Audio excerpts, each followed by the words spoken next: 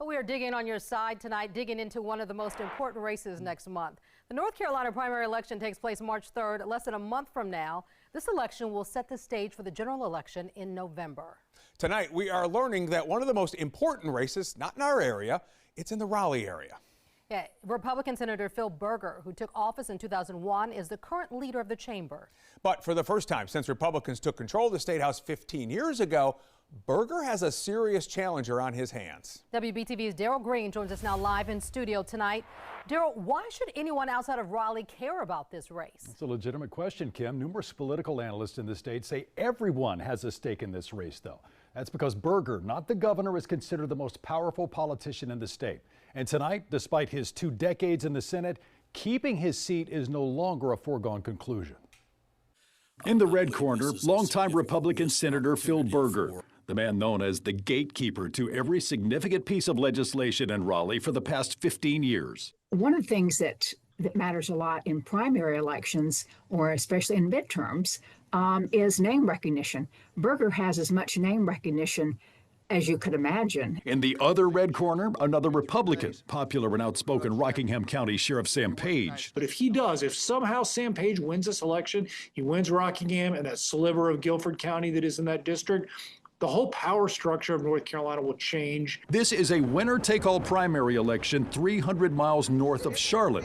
And given the political leanings, analysts agree there is no threat of a Democratic challenge. I think folks in the Charlotte metro area should care because this gentleman has basically dominated. Senator Berger, as the president pro tem of the state Senate, has really dominated North Carolina politics since the Republicans took over in 2011 following the 2010 Tea Party wave that brought them into power.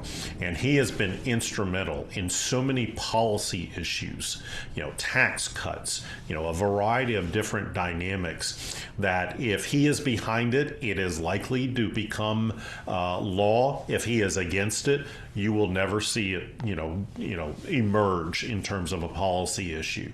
So I think this one gentleman has controlled such political power at the state level. Page has become more than just a threat. Polling results are mixed, with neither candidate leading by a significant margin. This despite Berger claiming endorsements from heavy hitters such as Senator Ted Budd and Congresswoman Virginia Foxx, not to mention President Donald Trump. I don't know how much that's going to do, but I think it's going to be the people that are going to turn out are partisans who have to make a choice between 2 Republicans. Usually the choice, even in a primary, is which one is the better Republican. A single issue seems to separate the two. Berger supported failed legislation that would have allowed casinos in several North Carolina counties, including Rockingham. But Page, who's been the sheriff there for almost 3 decades, has been a vocal critic of legalized gambling.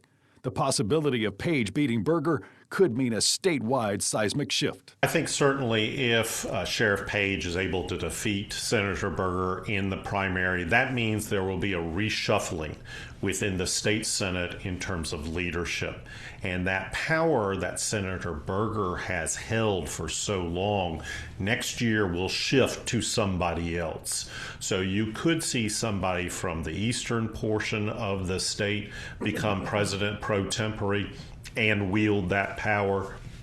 The big question is, who is going to be the next leader when Senator Berger decides, either voluntarily or involuntarily, to leave that power position? I think that's one of the unknowns right now, and we'll just have to kind of wait and see how that plays out. But that could have ramifications in terms of where the shift in the agenda of policy issues that could benefit the Charlotte metro area really comes into play.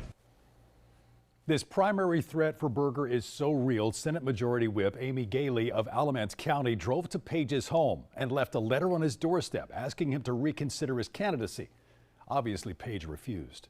In studio tonight, Daryl Green, WBTV on your side. We are going to watch this one closely. Daryl, thank you. We do want to know Sam Page is under investigation for missing campaign finance reports. Our WBTV Investigates team published their investigation in June of last year, highlighting nearly 20 years of missing campaign finance records. After we published that story, state investigators got involved and are still looking into the case.